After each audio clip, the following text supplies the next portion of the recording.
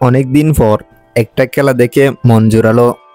এই ম্যাচটা বাংলাদেশের ইনিংসের শেষ ওভার বাদ দিলে পুরো ম্যাচটাই ছিল সুখের শান্তি, মনের শান্তি। টসে জিতে বোলিং নেই বাংলাদেশ। ইনিংসের তৃতীয় ওভারে শরীফুল দেন 15 রান এবং ইনিংসের 15তম ওভারে নাসুম আহমদ দেন 18 রান। এছাড়া 18তম ওভারে এসে শরীফুল ইসলাম আবার দেন 19 রান। এই 3 ওভার বাদ দিলে বাংলাদেশের বোলিং ভালো হয়েছে বলাই যায়। বিশেষ করে মোস্তাফিজুর রহমান 4 ওভার বল করে মাত্র 20 রান দিয়ে 3 উইকেট তুলে নেন মোস্তাফিজ। শেখ মেহেদিও বোলিং ভালো করেন, 4 ওভারে 25 রান দিয়ে নেন 2 উইকেট।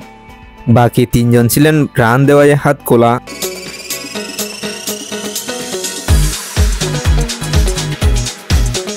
বাংলাদেশের ইনিংসের শুরুতে তানজিদ হাসান তামিম বিদায় নেন। তুষারা শুরুর ওভারে ভালো করেন সেটা সবাই জানে। এরপরও এগিয়ে এসে কি জন্য মারতে চাইছিল সেটা তানজিদ হাসানই ভালো জানবে। তবে এরপর সাইফ হাসানের দুর্দান্ত ব্যাটিং দেখে মনে হচ্ছিল আমরা যেন স্বপ্নে আছি। তুষারা সহ সবাইকে তুলোধুনো করেছেন সাইফ হাসান। 61 রানের ইনিংস খেলার হতে 4টি 6 মারেন সাইফ হাসান, তার মধ্যে তুষারাকে মারা একটি 6 ছিল সুখদাদানু। আজকে মিডল অর্ডারে হাল ধরেছেন তাওহিদ হৃদয়। 37 বলে 58 রানের ইনিংস খেলেন তাওহিদ। আজকে মনে হচ্ছিল সবাই দায়িত্ব নিয়ে খেলছে, কিন্তু শেষ ওভারে গিয়ে এমন কি হলো যে 6 বলে 5 রান নিতে তাদের কষ্ট হয়ে যায়। পুরা ম্যাচটা দুর্দান্ত খেলে শেষ ওভারে গিয়ে সবার মনটাই খারাপ করে দিল তারা। 6 বলে লাগে মাত্র 5 রান। জাকির প্রথম বলে 4 মারে, নিয়ে আসে 5 বলে 1 রানের জায়গায়।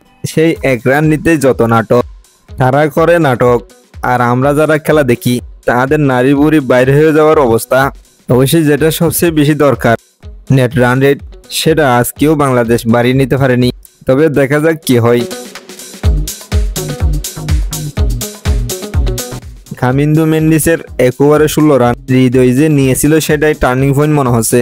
আপনাদের কি মনে হয় কমেন্ট করেন। কমেন্ট করা ব্যক্তিদের থেকে একজনের জন্য থাকছে 300 টাকা মোবাইল রিচার্জ, যাতে পুরো মাস খেলা এবং ভিডিও আপনি দেখতে পারেন।